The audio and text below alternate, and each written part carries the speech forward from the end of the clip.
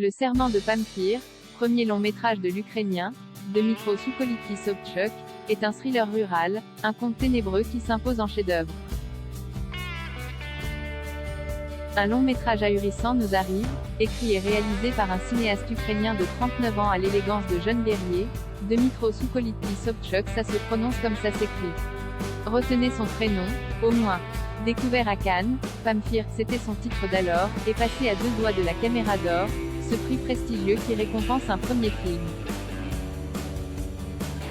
Le jury de la Croisette lui a préféré War Pony, production américaine sur 2 petits Amérindiens, fiction probablement jugée mieux pensante et définitivement consensuelle.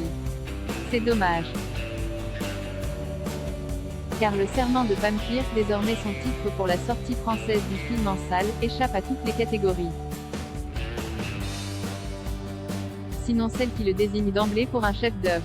Nous voilà transportés en Ukraine, aujourd'hui, fort loin des hostilités qui y sévissent, dans un village en bordure de la frontière roumaine, où un atelier est dédié à la fabrication des masques de carnaval promis à se voir portés lors de ces fêtes ancestrales dont la tradition singulièrement païenne perdure, au cœur de pieuses communautés rurales frappées par l'indigence, sur le flanc occidental du pays.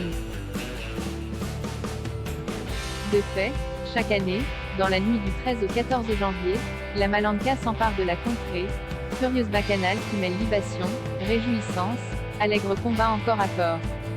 D'où la première image, très étrange, de cet homme dissimulé sous un pagne et affublé d'un masque grimaçant. Le film s'amorce avec le retour du père, surnommé Pamphir dans le rôle-titre, Oleksandr Yatsentyuk, inoubliable, absent depuis de longs mois pour des raisons qui ne nous seront dévoilées qu'ensuite, à mesure que l'intrigue se ramifie. Pamphir, une sorte d'ogre viril, à l'autorité patriarcale très affirmée, au physique impressionnant et au mental invincible selon toute apparence. Effectuer le bref coït animal inaugurant les retrouvailles conjugales, l'homme a ménagé pour Nazar, son fils adolescent émouvant et gracile Stanislas Potiak, la surprise d'un vélo flambant neuf tout droit importé de l'Ouest, en cadeau. Nous voilà donc bien loin de Kiev, dans ses confins enclavés aux mœurs russes, empreints de brutalité, où la contrebande reste un mode de survie, sur fond de terreur mafieuse. Tête brûlée, le petit frère de Pamphir est d'ailleurs en cheville avec Oreste, le garde forestier, immonde satrape ventru qui régente ce petit territoire, et des si besoin de Nervi à sa solde. N'en disons pas trop.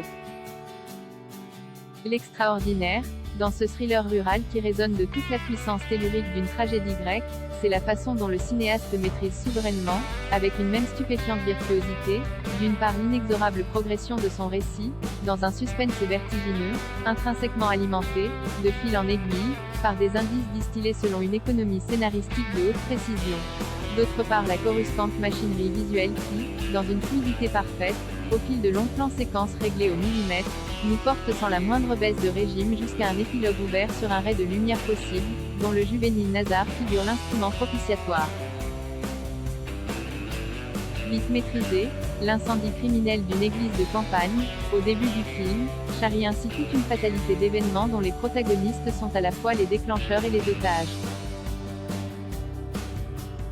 Envoûtant d'un bout à l'autre, habité d'une lueur spectrale, le serment de Pamphir prendra, de proche en proche, les couleurs d'un conte ténébreux, dans un enchaînement de terreur et de sauvagerie tribale qui imprègne jusqu'à la texture de l'image.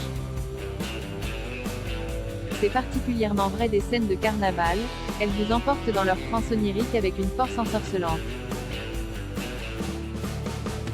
Entendons-nous, rien d'ésotérique dans cette première œuvre admirable, habitée d'un vrai climat. Tant de nos médiocres et surnuméraires cinéastes hexagonaux, si attachés à notre sacro-sainte exception culturelle, feraient bien d'en prendre de la graine. En art, l'exceptionnel ne se décrète pas. Il survient, et s'impose de lui-même, le serment de Pamphir, film de Dmytro Soukholitsky Sobchuk.